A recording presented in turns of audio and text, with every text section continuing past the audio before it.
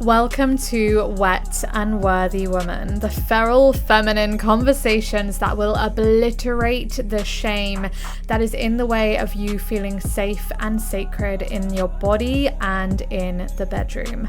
Grab a beverage. We are going deep into the underworld of the dark feminine and reclaiming safety in the most taboo aspects of your womanhood. Drop the fear of being too much. Stop feeling numb. Bring your pussy to life.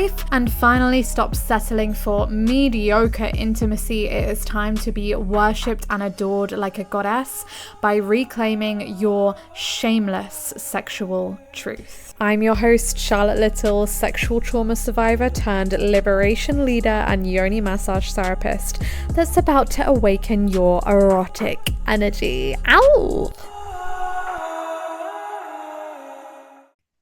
Hello, incredible community, and welcome to today's show. And you are not gonna fucking believe me when I tell you there's a man on the podcast. What the fuck?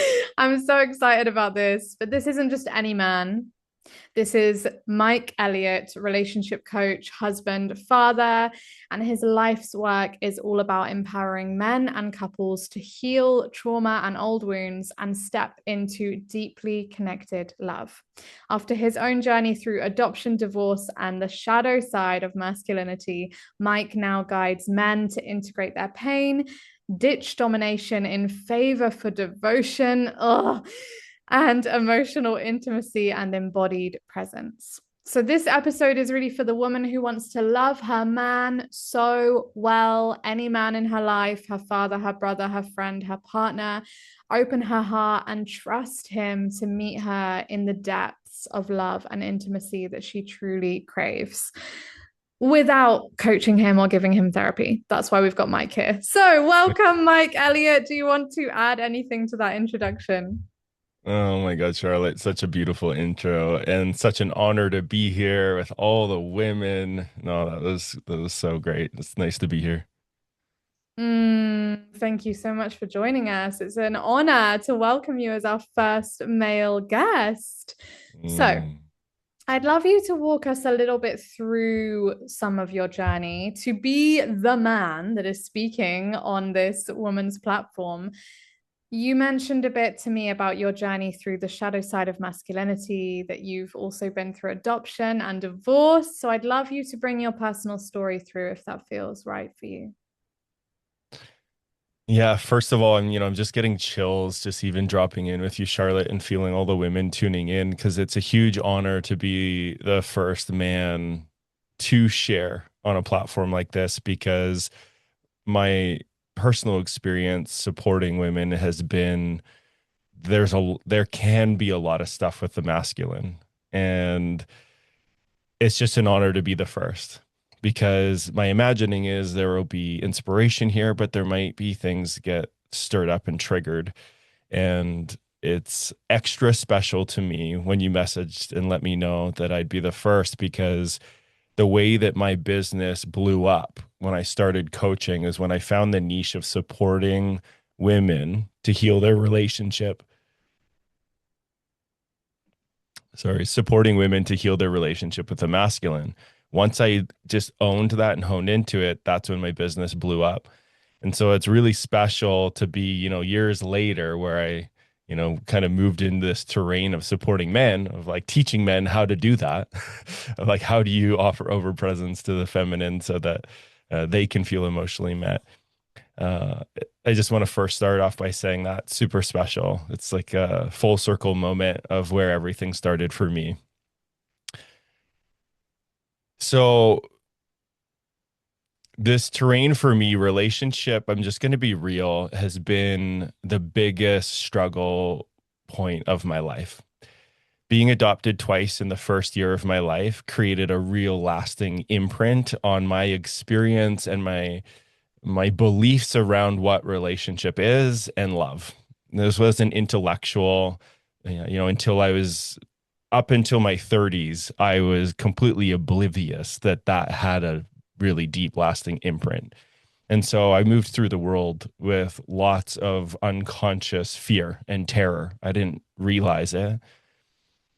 And it really created a lot of unhealthy dynamics. I would attract the most incredible women. Like once I hit about 16, I became a lifeguard. Before then, I thought I was nothing and super insecure. And then I became a lifeguard. And then apparently, there, apparently, I discovered that I was attractive and that women liked me. I just wasn't in proximity to that type of connection before.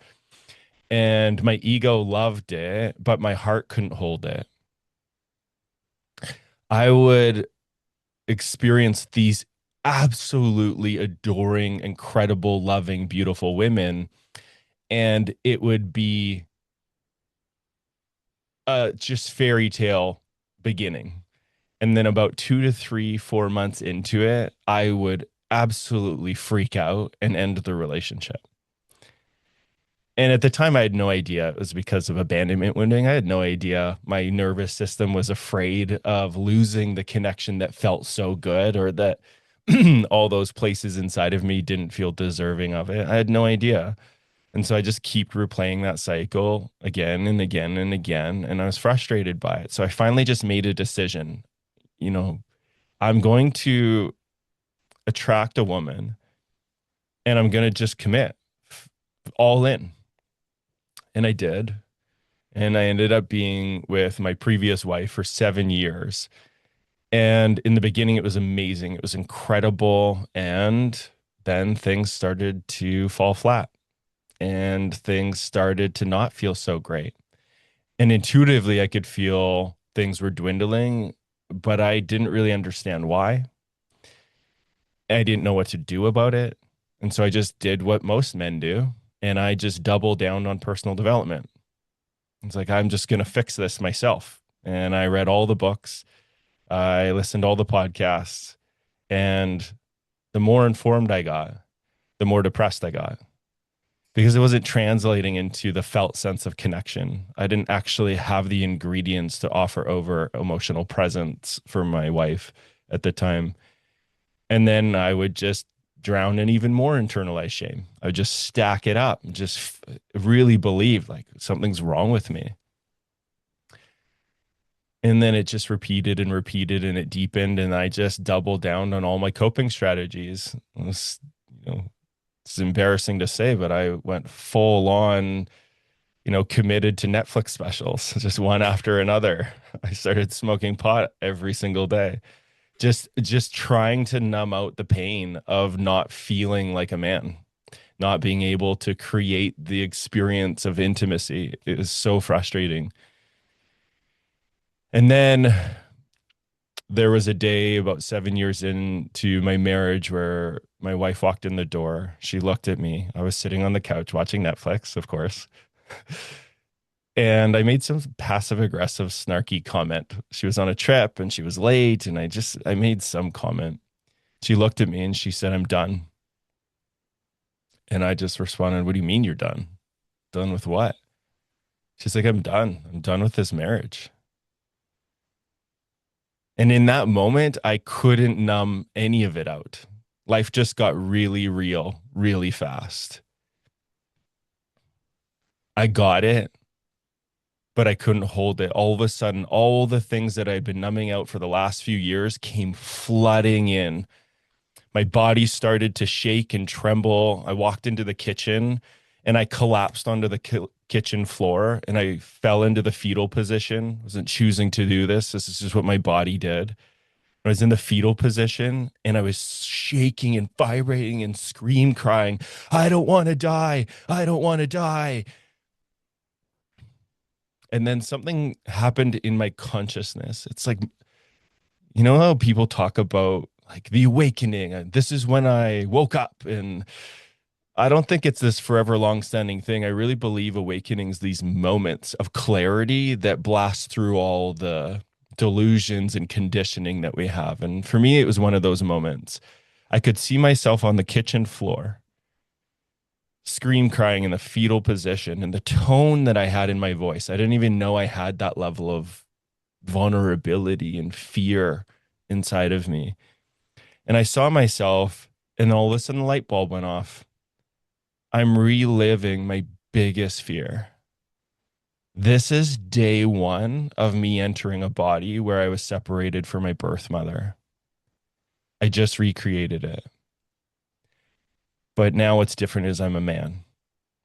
I've been so afraid my entire life of losing love that I gripped on so tight. I became so codependent that I did squeeze it out of my hands so that I could finally realize I'm not that baby day one anymore.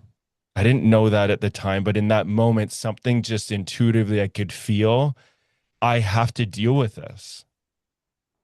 I have to deal with this. I can't just keep reliving this cycle. Those next 2 weeks were so painful. I wanted to kill myself. I had flashing thoughts of, almost or almost audible sounds, telling me how I'm a monster, I'm broken, I'm fucked up. Like, what's wrong with you? Look at what you did. And I just couldn't get away from it because I chose to get rid of everything. The TV, I used porn at the time, that was gone. Like, just got rid of all of it. And now I was really living life. This is what was real. I just lost my wife. I didn't have a lot of close friends. Like, I was now in the impact of being super underdeveloped, super codependent. But I was gonna own it. I was gonna just experience it all. And that there was one night where the dark thoughts were so loud, Charlotte. I felt crazy. Images of like me going down into my garage and bringing my truck into the garage and putting a hose into the window. And it wasn't me choosing to think that. It was just what my mind was showing me. And it was terrifying. And it was terrifying that I didn't have control. I couldn't positivity my way out of it. It was just what was happening. And then I remember a moment that Oprah shared about her dark night of the soul. That came to mind. And I remember she talked about dropping down to her knees and throwing her hands in the air and just screaming to God and praying for help. And so I just did it. Dropped down next to my bed, hands in the air. I wasn't a God guy. I wasn't a religious guy. But I just screamed, God, help me. I have no idea what the fuck I'm doing. And the second I did that, it was one of the most spiritual, synchronistic moments I've ever had. And it set the trajectory of now what is my everyday life. But Shawn Mendes' song, It's Not in My Blood, came on.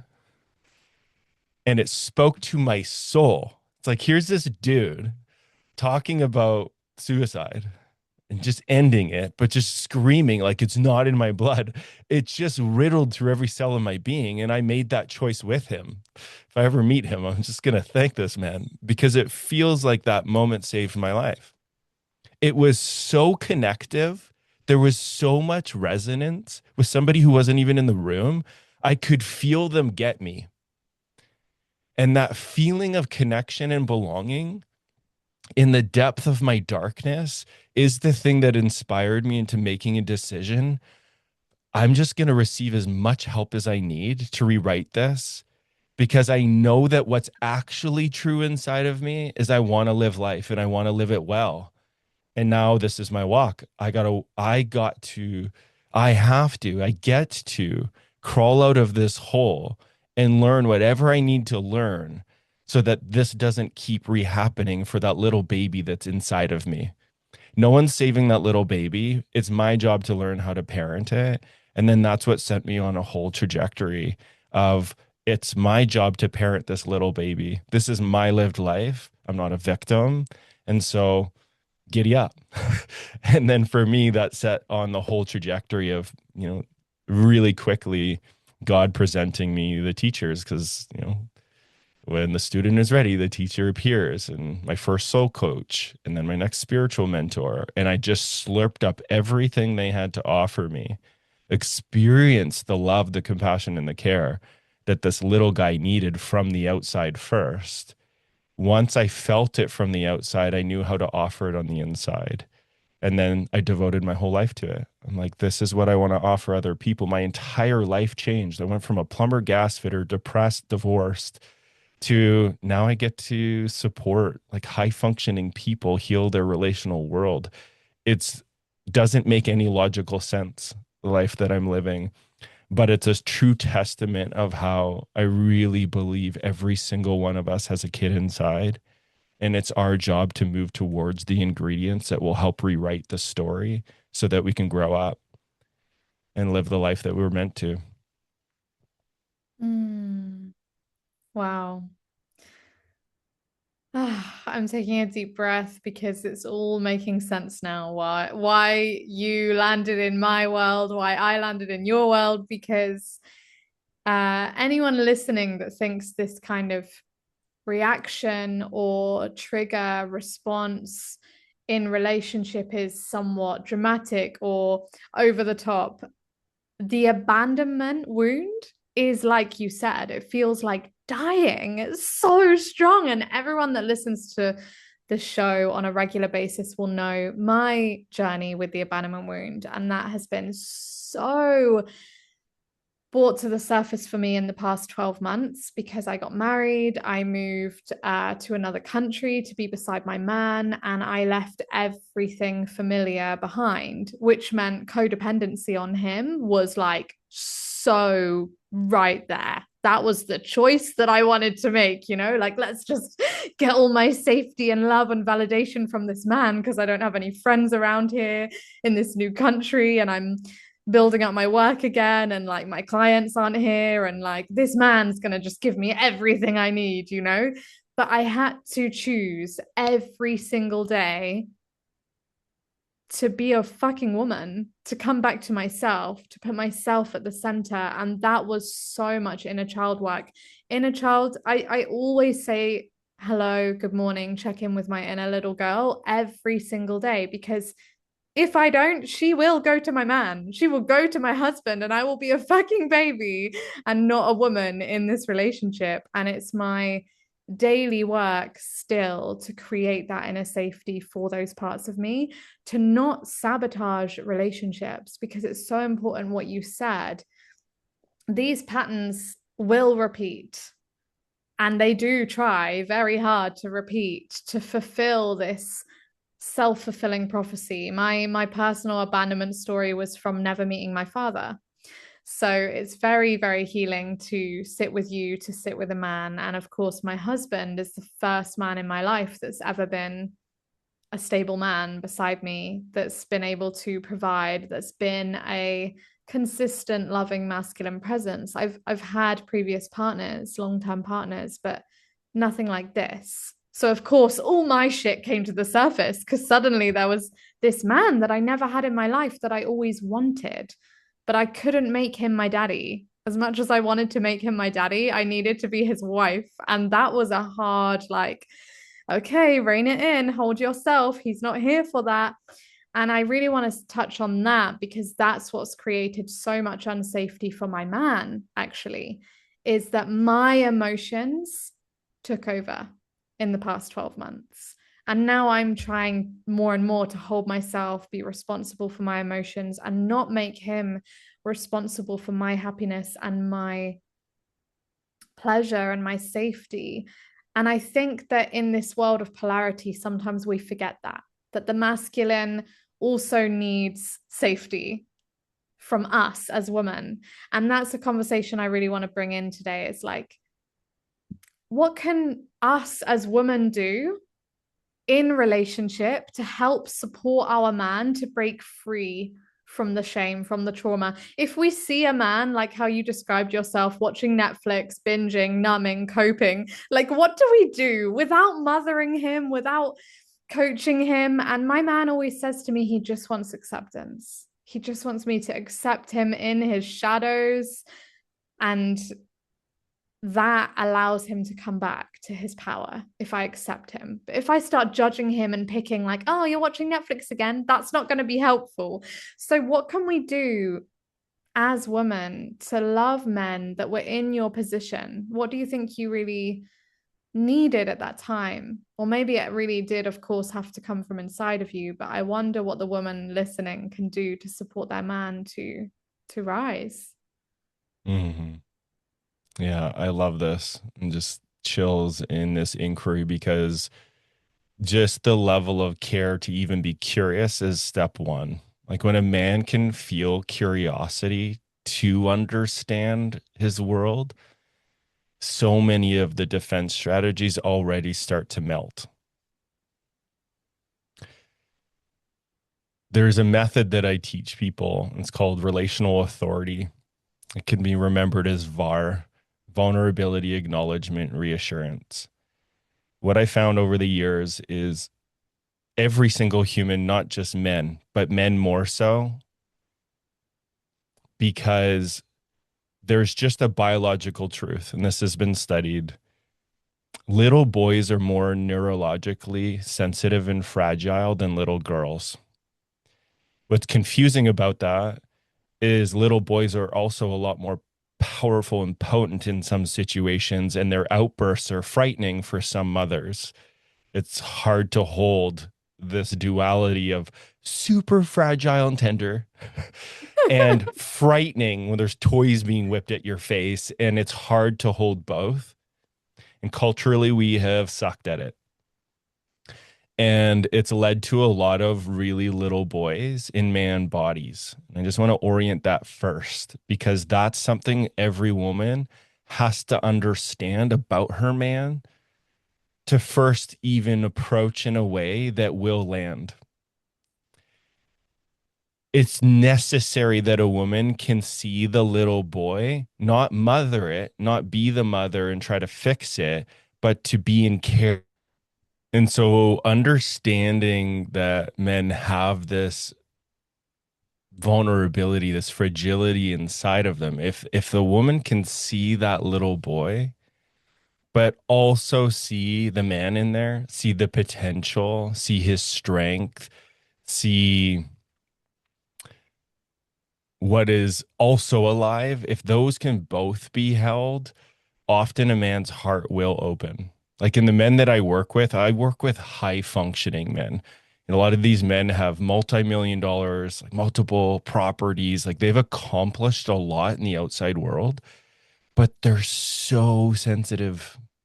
They're so tender inside. And the part that keeps impacting their relationship is them not even knowing that and them needing to be relationally met in a way that isn't happening with their partner, that isn't happening from culture. And what I've learned over the years, it's taken me a while to figure it out because I've had to go through that journey in myself. If a man is approached with lots of space, but love and care and compassion and understanding, he will open up. And how he's met when he opens up is paramount. This is where a lot of women falter because once a man does start to maybe even drop into his heart a little bit, all the hurts and the missed repairs just come flooding in and take up more space. And then his heart does what men's hearts do. Whoop, close back up and be like, we're not doing that again. And this is the thing to understand about so many men. This isn't all men, and this isn't also gender specific. Well, it's slightly gender specific, but I'd say it's the one who has. There's two things I want to say, and I invite anyone who has perspective on this because I'm not. I orient as a man. I relate with women. I'm talking about my own experience, but I do believe anyone born with a penis, this is what's true. Like there's just a place where there's a biological orientation of how the brain works, hormone releases. There's just something that's true here for me. That there's such a default for logic. So going into the heart when it wasn't met well in the early stages of development, it's terror. It's total terror and panic is what most women are dealing with, but they wouldn't know that because they're looking at the current day behaviors of he's playing video games, he's watching Netflix, he's on his phone when we're having a conversation. It's so infuriating. Or he's off with his buddies, or, he ends up working late and he doesn't want to spend time with me. It's terror. It's not because he doesn't love you. It's not because he doesn't care. He cares so damn much that he's feeling so much internalized shame about it that he's just trying to self-soothe the level of shame of where he, on a level, knows he's not showing up. So for the women, what you can do is breathe, scoop up. I call this scooping up your little girl. You scoop her up and you give her the acknowledgement and validation she's needing. And like, yep, part of my man is functioning as a 4-year-old or maybe a 1-year-old. And there's more of them there. And yep, there's been lots of hurt. This is scary for you.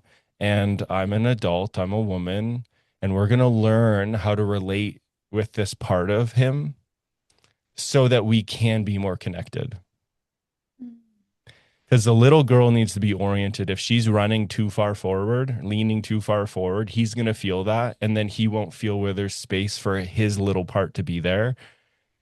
And because of that fragility, he'll just defend, deflect, and those qualities that women are pissed about. Just infuriated. And of course, if that's you and you're feeling like, yeah, fuck him. Totally. That part gets to be here. And if you're wanting intimacy with your partner, you need to approach in a different way. He's not a woman. He's not scanning and trying to figure out all the ways to connect. Most likely, he's looking for all the ways to avoid connection. Because if it's not him being reflected, how well he's providing, how much you trust him, if it's not those things, he's going to want to run because it's so scary to get accurate reflection on parts where he hasn't grown up that he doesn't even know he needs to grow up. It's so scary. Like, think of any new activity you've ever done, the first week of doing it. It's so vulnerable. We need so much reassurance, and it's okay. Things are going to get better. Like, we need so much propping up in the beginning. Think of our kiddos. You don't take a kiddo, I'm from Canada, so skiing or ice skating the first time, or take a kid swimming the first time, be like, come on, just figure it out. It's like, that's not helpful. And in a lot of adult relationships, just honoring where we're at as a collective culture, there are little boys online. Yes, be pissed about it, but approach it with care. And this is what I say to all the women I work with. You don't want to be their mother, but offer over the biological juice of your mothering qualities. Don't be their mother, but give your mothering qualities. If you can do that, he will start to trust you and he will slowly start to open. And what's required is lots of patience because men are logical. They have to process when you ask them a question. They have to sit with it long enough, and they will find it eventually. And then they'll go to share it, and it's how it's received that's so important. Yeah. So when they start to open, if that starts to happen, if you lead with vulnerability and the compassion and the reassurance and the care, and he starts to open, oh my God, thank you, would be a really great response.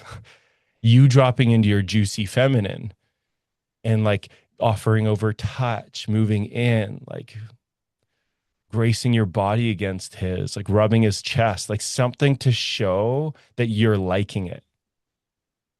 Men like feedback. They're looking for how well am I doing? But if you bring your juicy feminine, he's going to want to share more. But if it's met with, yeah, I knew it, or like met with some sort of criticism or judgment, he's just going to close up. He'll never forget it. And it's going to be even longer for him to open up. Sacred woman, I need to invite you to touch your vagina. Yes, you heard me. This is the practice that changed my entire life.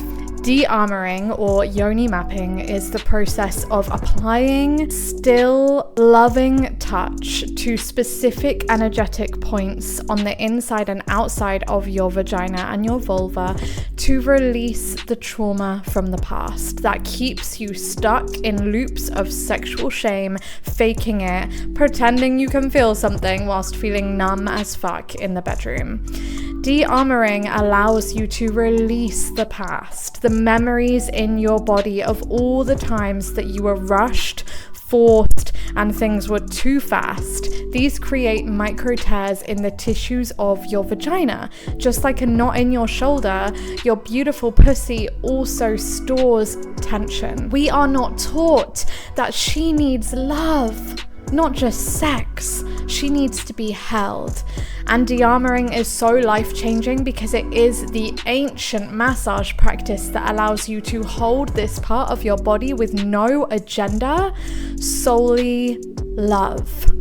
This will create a deep sacred bond with your body, one that allows you to actually feel when you're ready to be penetrated, so that you can hold better standards and better boundaries in the bedroom and have your body met in ways that are so deeply pleasurable and also feeling fucking sacred and not pushed or unmet or unsatisfied in the bedroom anymore. So I'm inviting you into Wise Nectar, my de-armoring program, where I have recorded you 4 bespoke journeys to release the trauma, the tension, the numbness, and the painful memories from your sexual past and be reborn into a beloved, deep, true, real, sacred connection with your pussy. It's time to claim the sex life and the bond with your body that you have always deserved. And it's only £47 because every woman deserves access to this practice.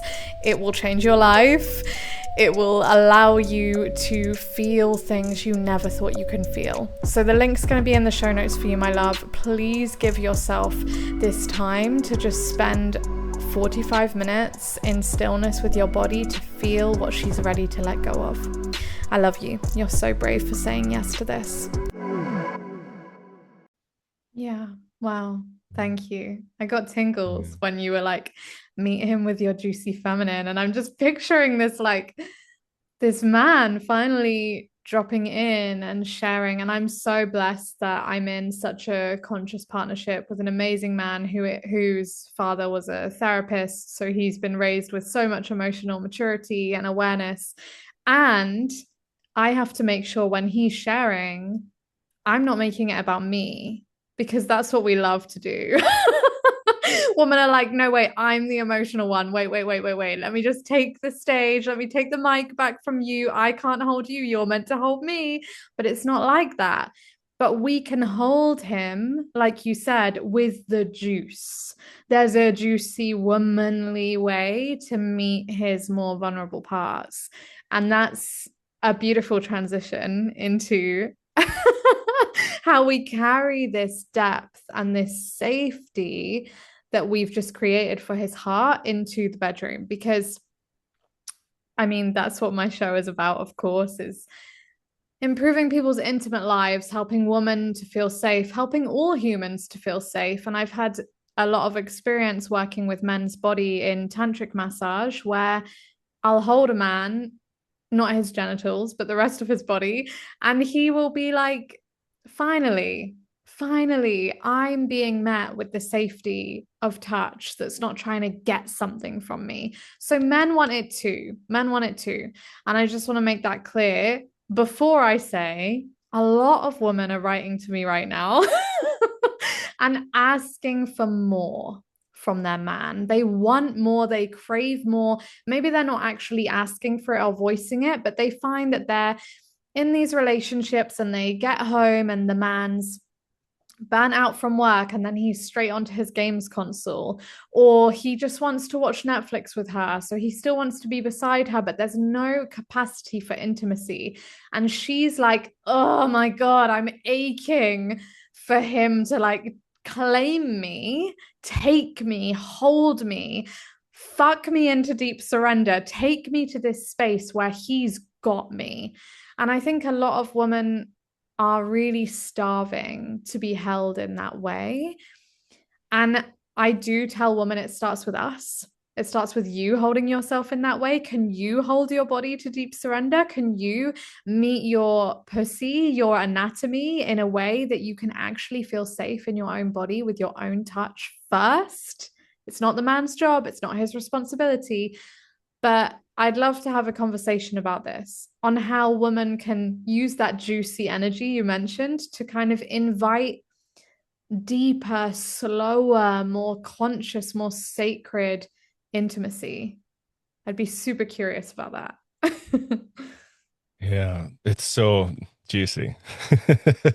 This is juicy terrain, and I love that we get to be having this conversation because this is super important to be able to orient to all the pieces of what's happening so that we can show up in the way that satisfies our deepest desires. Because what's the point of being a human being if it's not juicy?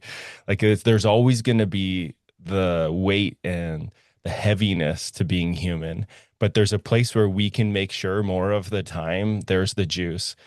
And so this place that you're talking about, and this is something that Courtney and I cultivate regularly. We have what's called temple nights, Tuesdays, Thursdays, and Saturdays, where phones will get left out of the room and it's temple practice. And what I feel you're describing, Charlotte, is where women are being invited to be the oracle that they are. Any woman out there with a womb, you have an inner oracle. You have an inner Mary Magdalene. And to orient, if you want to understand what I mean by that, is it's like the sexual goddess, the one that initiated Jesus, the one that hasn't been talked about enough. Jesus was the man that he was. I'm not going to go all biblical on you, but this has really helped me understand. I feel like a lot of people can feel the archetypes of this.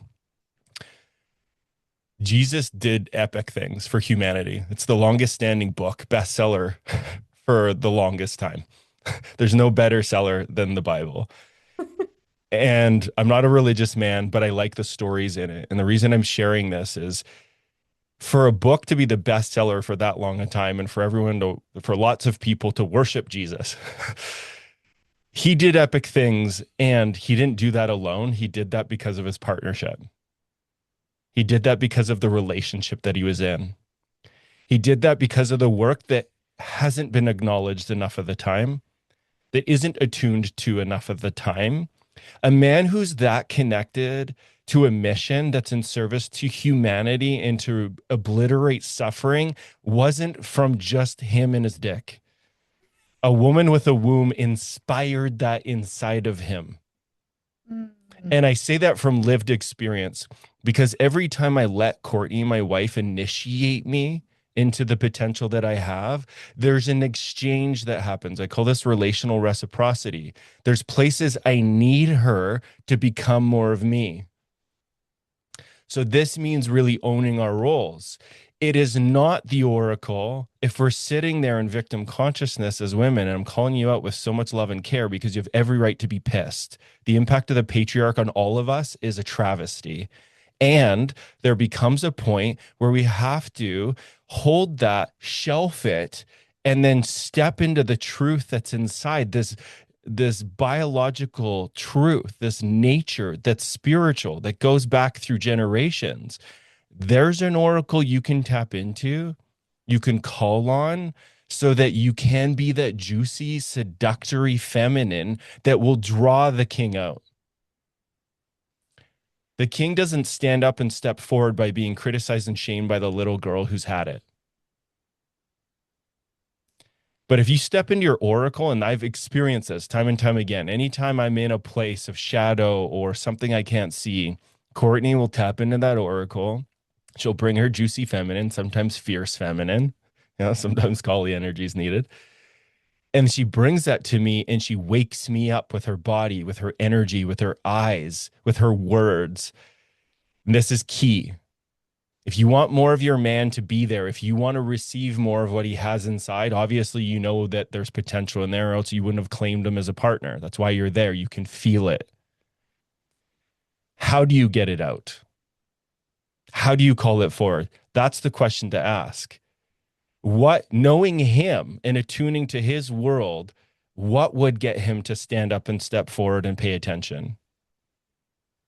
What would want to turn on the part that he has? You don't need to tell him to provide more. It's in his DNA. If he's not doing it, there's a miss in the co-creation of the relationship. The polarity's off. No one's at fault. No one's at fault here. But if you can find that juicy part, game changer. If I'm in a place where maybe I'm not fully present and Courtney's wanting more of me and she wants me to hold more space or wants me to pursue her, instead of being super pissed and angry about it, she'll tap into her juicy feminine. She'll put it on lingerie or something. It's not always that she'll go dress up, but sometimes she'll put on something really seductory to get my attention. I'm like, okay, something's going on. And she'll come up to me and she'll like move really slowly and she'll slide her body on me and she'll share from her place of desire. I believe the oracle shares from desire and her longings of what she wants from her man.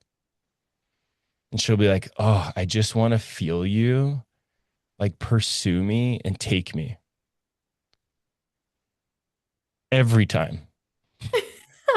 I drop whatever the hell I'm doing and now I'm fully engaged because it pulls me up and forward. I can feel that. It pulls me out of my logic, what I'm focused on, because men focus. Women can't focus. They have what's called diffuse awareness. This comes from Alison Armstrong's work. Men focus. You need to regain their focus. Give them a reason to focus somewhere else, and they will. Maybe not at first. Courtney's described this, and she'll educate the women that we work with in our couples work, and she'll just let them know, yep, might not be received well. You're going to have to like tend that little girl inside but bring the juice again. It will eventually work. And then God, if she and you get to decide as the woman in your body and find that juiciness inside and know that all the parts you want repair around emotionally will happen later. First, engage with this part. It's the golden rule we live by is connection first, then communication. Connection before communication. So connect, let them feel your juicy feminine. And then after, when you both are in that satiation and the juiciness of the polarity, yeah, then he will want to hold space and then you can hold space. And then you get to go down that intellectual, satisfaction of meeting each other in that way. But men are longing for the same thing, but now we have to figure out how to meet it in each other. Wow. I'm melting hearing the stories. I'm just like, oh, yes.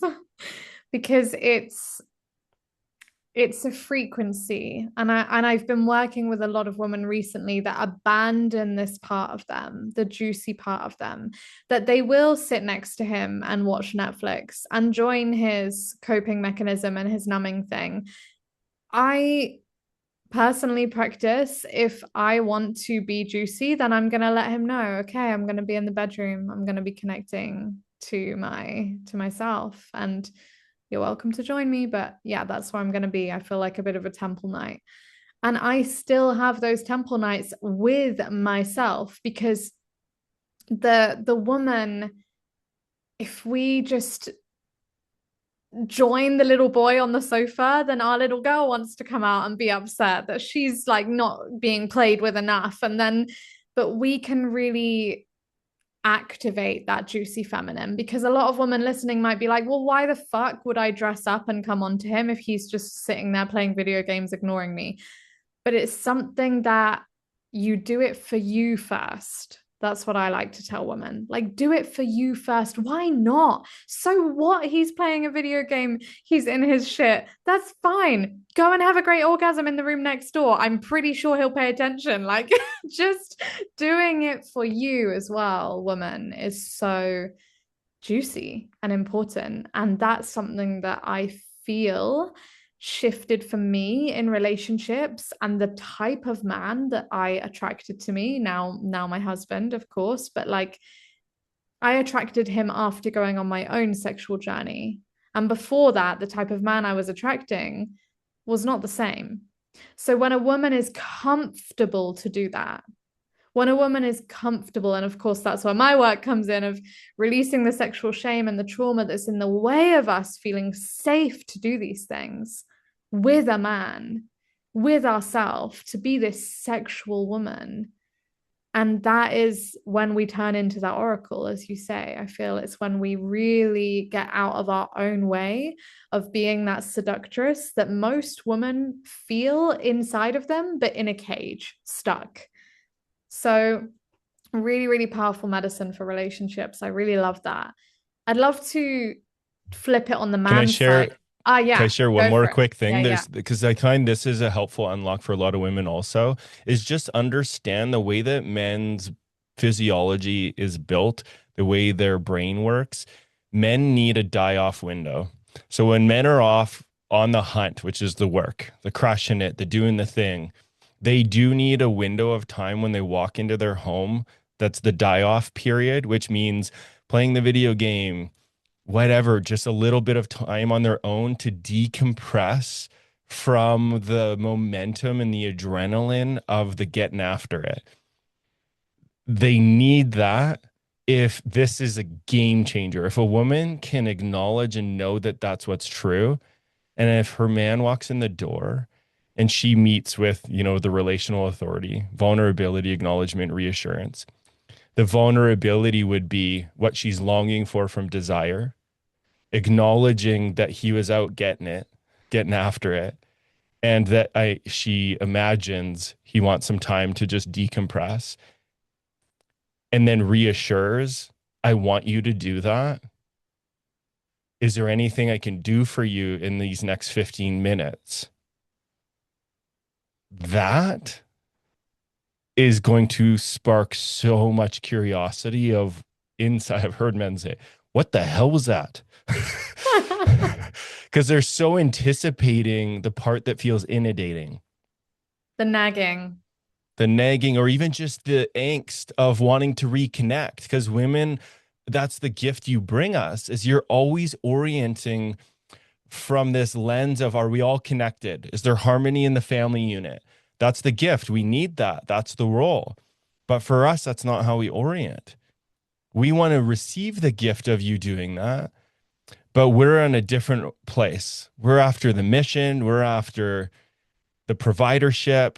But if that role comes in and orients of, I want to tend you as you land and take the space, and then in 15, if it's oriented in this way, and then in 15 minutes, I'm longing for us to cuddle on the couch.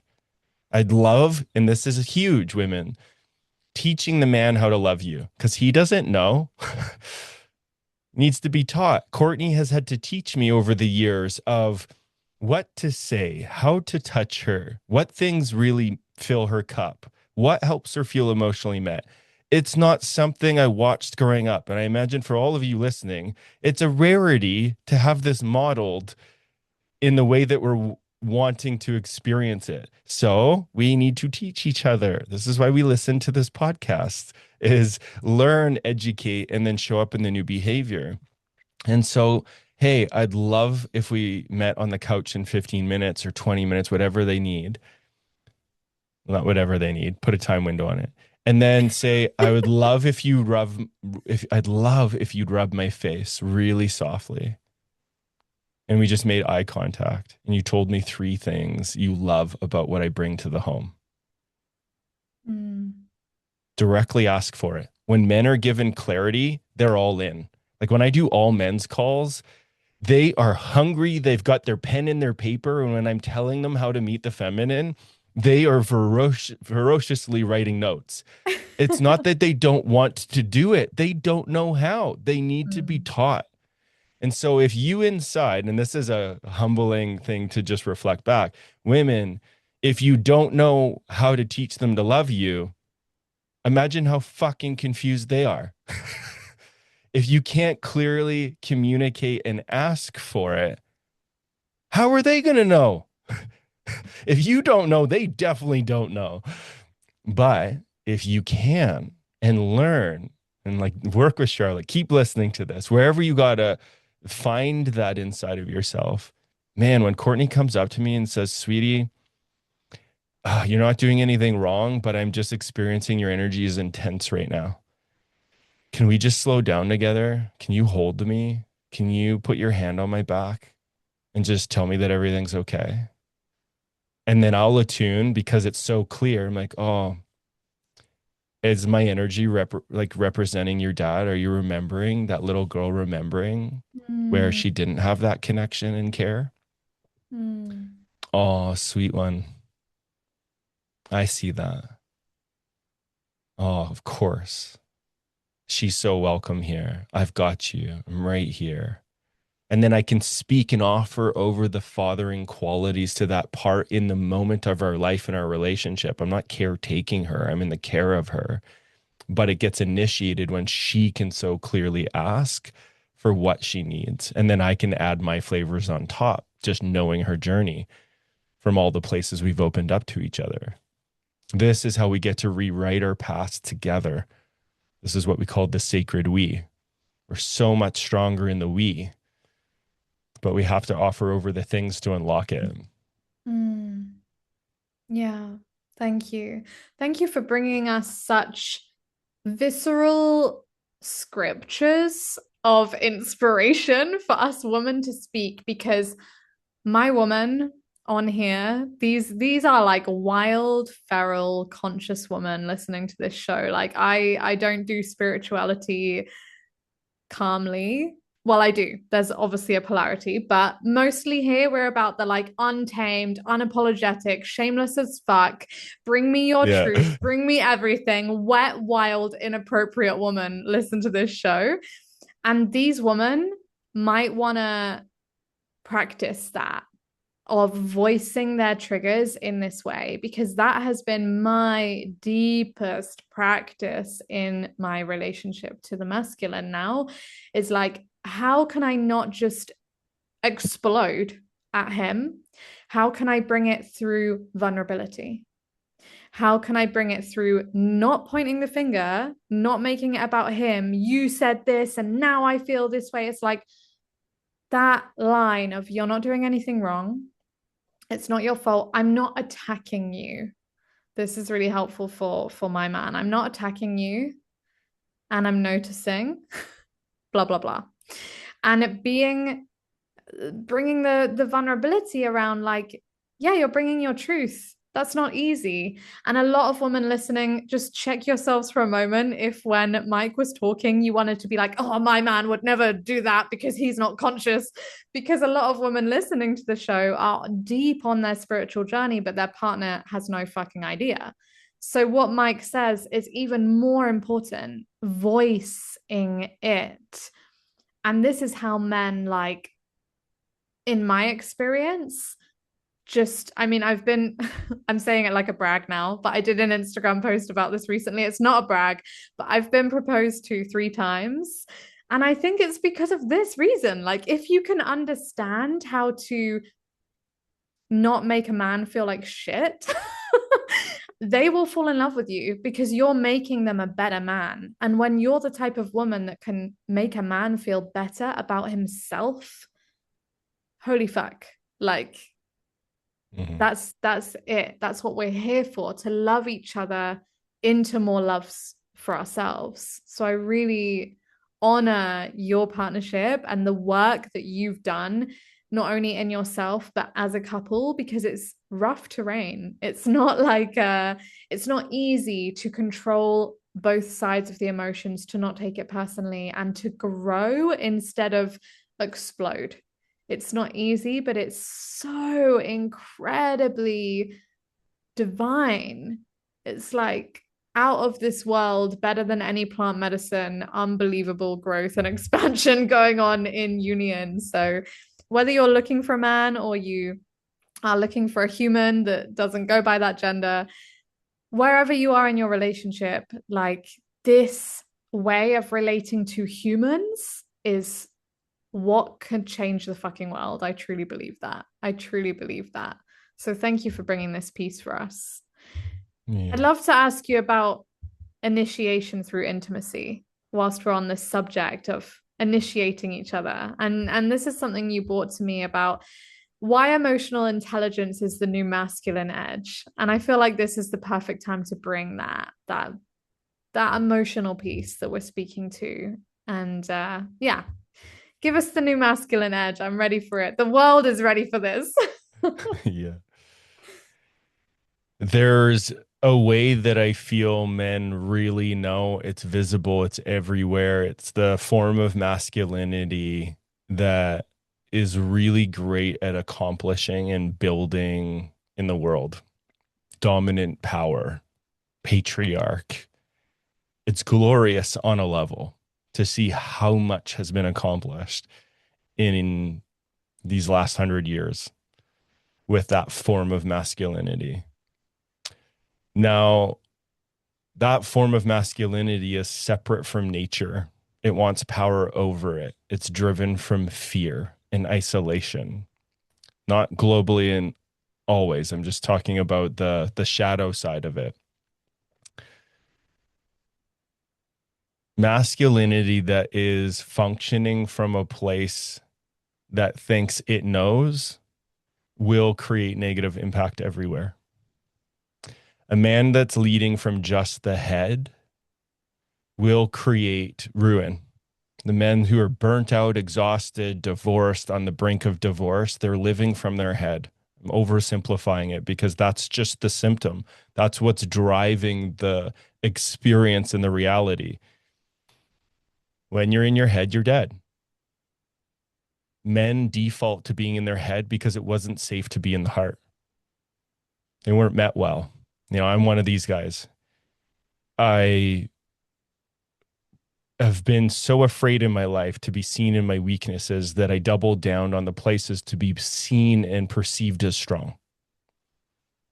Lifting heavy weights and just like enduring painful things. But deep down, it's because there are weaknesses in here. Being adopted twice in the first year has created a lot of impact and sensitivity. And it's my forever walk to build a relationship with that sensitivity. Almost every man that ends up coming to me to work with me is also having that experience. Their heart is sensitive as all get out. And there's a requirement for patience and care. And so going into this this place of, emotional intelligence, emotional mastery as the new man, it's the deepest liberation for a man to start learning how to drop from his head to his heart. Because when a man's heart is leading his head, it's the most miraculous thing. What gets how a man penetrates life and his mission when he's connected to his heart is remarkable. Because he's in touch with his emotions. He can let his heart and his emotions wave through his experience while he's penetrating life, while he's penetrating his partner, without having to prove anything. And what I guide men into the experience of is if they can be led into the feeling of what's in their heart and start to get comfortable and okay in there, it's the most satisfying thing for them because every man is looking for the feeling of freedom. It's in our DNA. We want freedom. This is why men jerk off to porn. It's why some get stuck in the obsession of watching sports. Is men like tension and then the release of the tension. Men look for the feeling of death. But if we don't learn how to do that emotionally, we stunt our capacity to become the man we're born to be. Because there is no more liberating experience than meeting the emotional tension of relationship and making our way through it. If we can lead ourselves and our partner into an experience of resolve and compassion and care, it is the ultimate touchdown. It's the ultimate like tiebreaker with the clock running down. It's the biggest release. It's the biggest orgasm. It's the biggest ejaculation because men want it so bad and women want it so bad. Like they want to feel emotionally held. They want to feel the riverbank so they can be the river. And when a man learns how to do that and offer that experience, it's so deeply fulfilling and satisfying. No amount of money in the bank account matters when a man learns this. And I watch this time and time again. I still, like, it doesn't get old. Every time I watch a situation where, God, in the past, didn't handle this so well. Courtney got really triggered, and then I felt a lot of shame about it. If I can create what I call 1 inch of space in my conditioning, and I can attune to the new thing, and tap into that place where I've been cultivating how I'm going to lead this situation in the future. And this moment is there. Like, this is my time. And I do it well. And I slow myself down. I orient the little boy inside of me, feel my feet on the ground, and then see her and know exactly what she's needing. And then I move towards her and offer it. Or I'll even say this, not every time I know exactly, but I receive the message of what to do with so much clarity that I'm curious if it'll work. And I go and I do it. Whoa. When it works inside, it's the ultimate victory. I'm just inside of like, Mike, you did it. I've got the inner validation. I've got the inner fulfillment. I get the emotional death, that ejaculatory thing of now the pressure's off me. I don't have to fear not being a man and not showing up and not being able to do the thing because I just did it. She's in tears. She's expressing how it's the most met she's ever felt in relationship to the masculine. I'm stoked inside. I've accomplished the mission and she's melting. And then I get to hold the juicy, tender, feminine, and to be a witness to that is the most incredible experience ever. And so what I feel that we're all being invited into in today's time is men are being invited into learning relational authority. How do you lead with your heart open, discern how to continually open it so that you can offer over the reassurance of your presence? When a man learns how to do that, he will achieve everything he's looking for, that he's chasing in all the other things. It's like, there's a reason why some of the most successful men on the planet are married with lots of kids, because it creates a situation for a man to learn how to build tone and emotional tolerance with a lot of different needs in the field and to lead it in a good way. If a man learns how to lead relationally, every other area of his life will flourish because health is attractive. Being bonded to a woman in the vibrancy of what we're biologically designed to be in, which is the juiciness, it's attractive. It brings in opportunities. It attracts money. People want to learn and be close. People can feel where that's true. Just scan in your own consciousness of the places where you see love and you just like, ooh, I want to be closer. I want to watch that reel again. It's like, we know that's what's true, but we have to learn how to embody it. We have to practice emotional leadership, relational leadership. Mm. Oh, yes. Thank you. And as you were saying it, I was just picturing this moment yesterday where my man was able to do this. And it's for me, it's a reminder that like these communication, these triggers, these things we come up with in partnership or in dating or wherever you are, it's not about winning. Like you have to, and it just explains. I tell people sometimes I have a kink for confessing that I'm wrong. Like I really love being wrong. I really love it when my man can like break through my fucking walls and just melt me. And I have such excitement for that. My sister, she will never admit that she's wrong. And she tells me this. She's like, I'm never wrong. He's always wrong. He always has to apologize first. I have like a kink for being melted by my man, for him saying the thing and reflecting to me the thing that I need to hear to fucking smash down my walls. And we had a moment like this yesterday, and I just like, oh, it went from conflict to like, oh my God, I just want to cover you in kisses. And I was sitting on his lap and he was holding me and he was like, what shifted? What shifted that moment for you? And it was when he said the words along the lines of, you're the only woman that I can imagine creating a life with. You're the only woman I have ever trusted to build this like whole life with. And when I heard that, oh my God, my bullshit just went out the window. I was just like, yes, hold me. I'm here. You've melted me. I don't care anymore. What the fuck were we talking about? Doesn't matter. You're the best, you know? And it's that Yeah. moment when a man can see, I don't need to win, but how can I choose love? How can I say something loving that's going to melt everyone's defenses? And it doesn't have to be the man, of course. Sometimes it's us leading in love, but someone needs to lead in love, not war.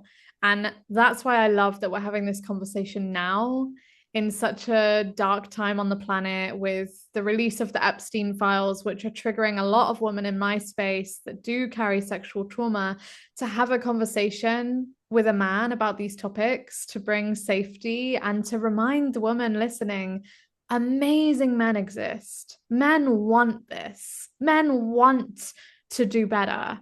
And just hearing you as a man who works with men say that and remind us of that truth is so, so, so healing and powerful. So thank you for being one of those men. Thank you for the way that you love women and that you help men to reclaim their truth and come home to the truth of their hearts. And I want to start rounding up with a really important question for the woman listening who's like, oh my God, Mike's amazing. He needs to work with my partner. What can women do? Because I feel like sending this episode to their man is a little bit like, I don't know. I want you to tell us what you think the right move would be because women are going to be listening like, I'm going to send this to my man and he's going to change and he's going to be just like Mike and be conscious and lead with love after he listens to this. But how can we how can we accept him? How can we not make him feel criticized? How can we make men feel loved and embody this shift for the woman listening? Or maybe you would recommend that they do share the episode, but that's up to you. Yeah. I'm just feeling into that because every time it's different, the answer. I have a few offers that can support people to where they're at. And when I feel your audience,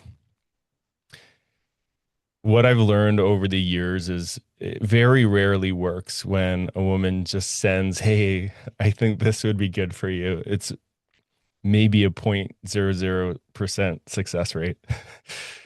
But when a woman guides a man into an experience he didn't even know he needed, everything changes. And to touch a part that you shared earlier in the episode of women are like, yeah, but my man can't meet that. You're talking to an ex-plumber gas fitter. I was a trades guy addicted to drugs, watching Netflix special, playing video games. If I can do it, every man can do it. It makes no sense. I now guide and teach couples with my partner about evolutionary relationship. Like it makes no sense.